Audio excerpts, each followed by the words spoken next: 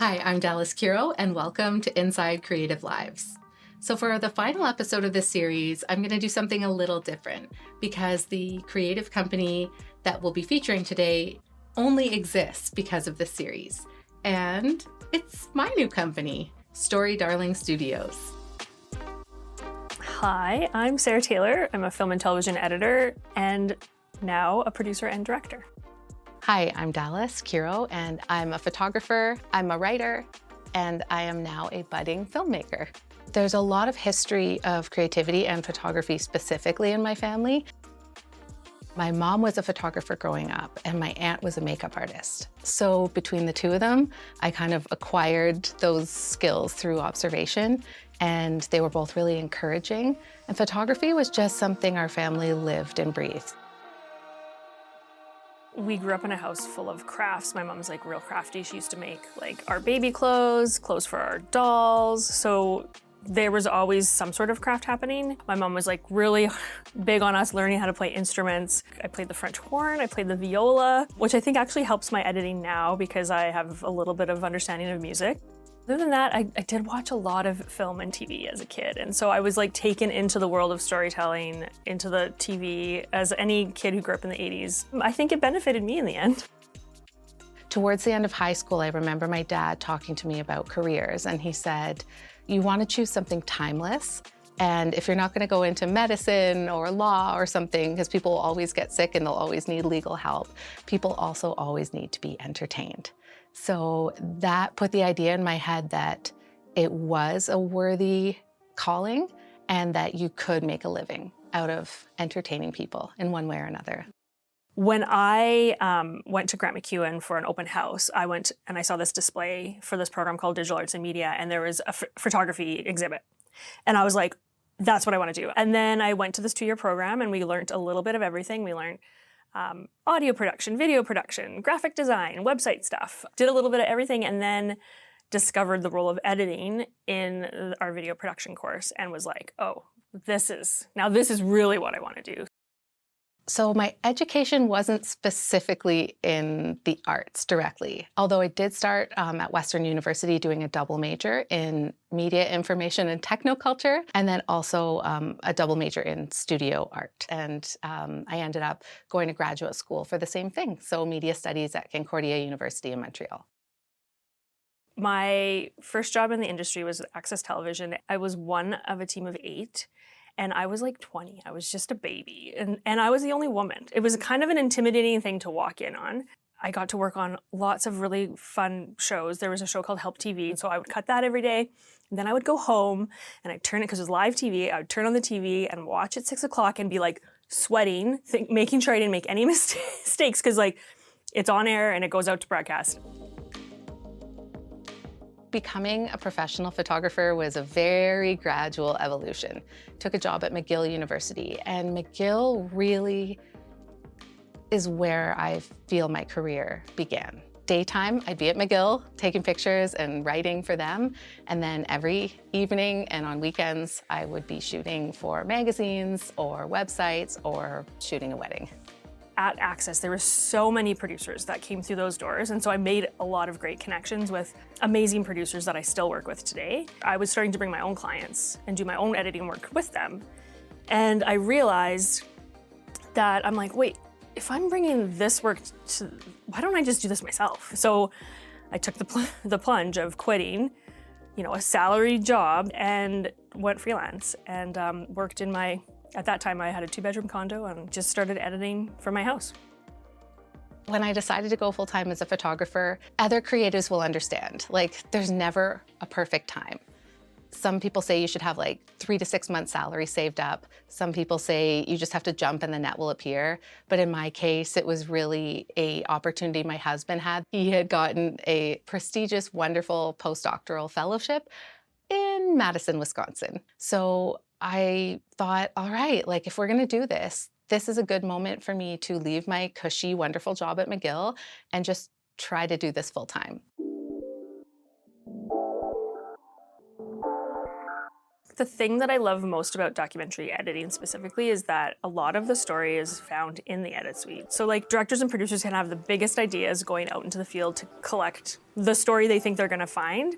And then once you bring it back to the edit suite, that's really when you know what you've captured and what the story is really gonna be. And you can find these little like nuggets of joy or nuggets of inspiration that you didn't know you would get. And so you can really shape the story within the edit suite. I love that part of it. It's very collaborative. I have to tell authentic stories. Something I love about photography is no two shoots are ever the same. I get to meet new people, explore amazing new places, and really go on adventures with our clients. That's perfect. So you make it look natural. Before I even start working with a new client, I love to have a creative consultation, hear who they are, what their goals are, what they're dreaming about for their images. And then once we decide that we're really well aligned and we decide to work together, we mood board, we discuss, we dream together. And I want to get to know them as a person, so I really understand who they are.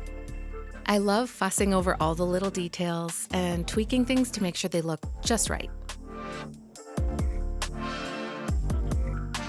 Yeah, and you're gonna just let your arms hang. That looks really good, eh? Okay, perfect. When we're working together, we're having fun, we're telling jokes. I try to make people feel as comfortable as possible. I love collaborating. I love working as part of a team as opposed to just by myself. Okay, he's all done. Good job. Summer 2023, I got a text from Sarah. I came to this specific office that we're sitting in right now to see if I wanted to rent an office. And I left the building and immediately texted Dallas and I was like, what are you doing? I need to talk to you immediately. Sarah is like a chill person, but this had like a certain tone of urgency, but she seemed happy. So I was like, yep, as soon as I finish up, there's a coffee shop around the corner. Like, do you want to meet there? And she was like, yes, see you there. And I was just like vibrating with excitement, but also like anxiety and fear, probably. I want this. I think this is a good move for me. I want to just shift the way I work. And Dallas was like, well, what if I just came with you? And then immediately I was like, okay, yeah. Are you sure? Are you sure? And she's like, yeah, let's do it. And then we started sharing this office space, which was like a huge shift in how we both worked, right? And I could never go back to the basement. Never, ever. Don't send us back to the basement, please. Something I've realized as I've started working side by side with Dallas is that I have a lot of ideas that are like get stuck in my head. It gets overwhelming to try to like get it out into the ether. I had this idea for this doc brewing around and it was just too much. I'm like, I don't know how to do this. I've never produced, and I was kind of at a standstill. I was frozen.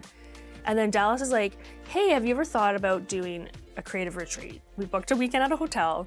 We brought the most comfiest clothes we could find. And Dallas brought a whiteboard, this giant whiteboard into the hotel. And basically I would just spew out all of my ideas and Dallas would take notes and then ask me prompts and be like, what about this? And what about that? And then by the end of this weekend, I had a synopsis, a log line. I just needed that focused time to sit with someone who listened to my words and like was able to kind of encapsulate what was happening, which is like what you do in filmmaking. Like you're never by yourself. Like it was like a true moment of this collaboration that helped take this idea that was stuck in my head, put it somewhere. There was like a click moment of like, wait, no, I can do this too. Like I can also make something. I can also tell a story. I have a couple things I do when I'm feeling stuck. Number one is I go to the library.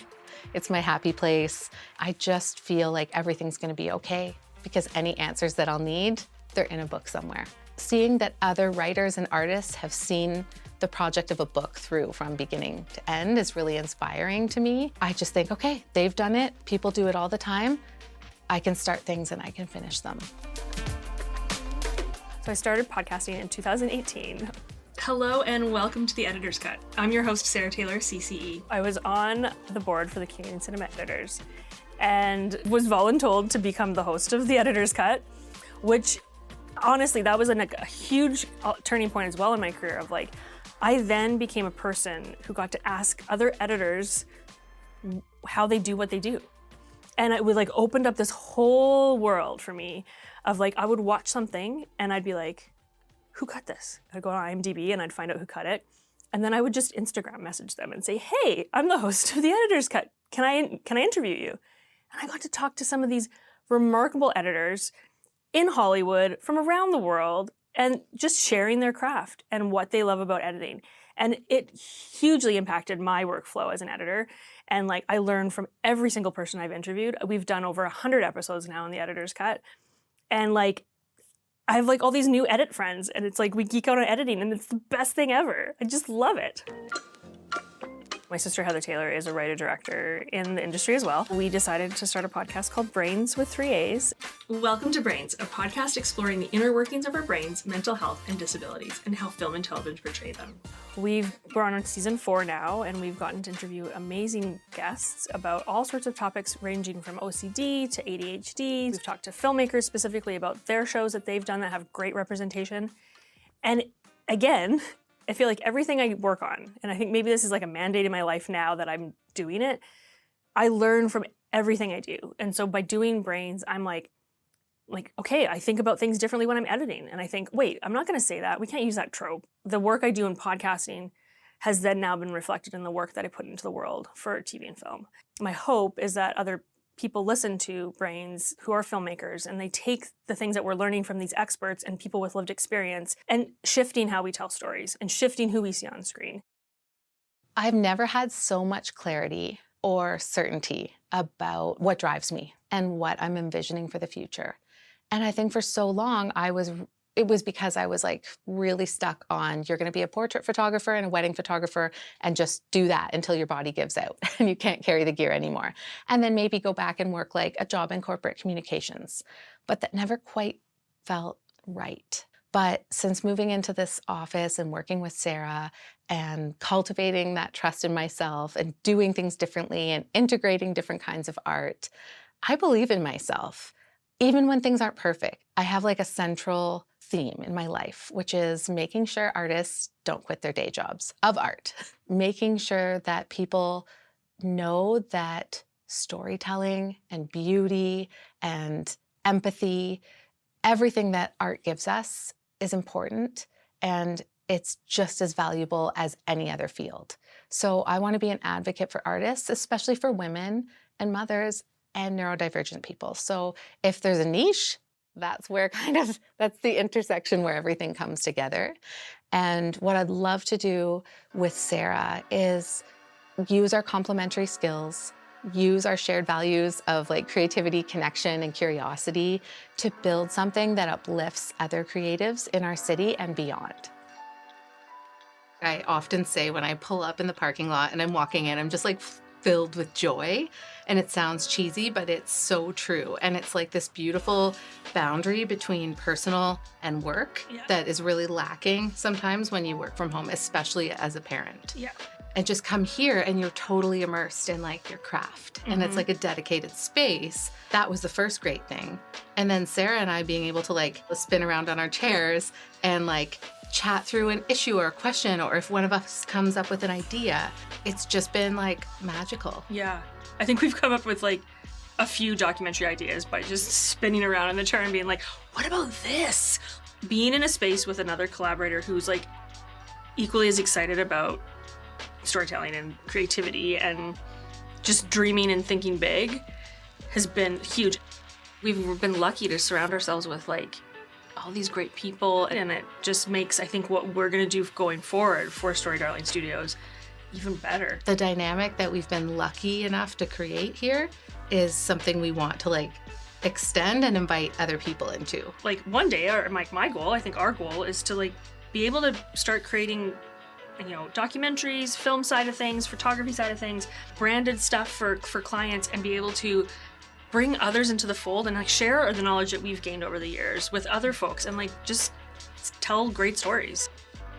I really would like to create a thriving company that creates like consistent, reliable, and fulfilling creative work. Let's do it. Yeah.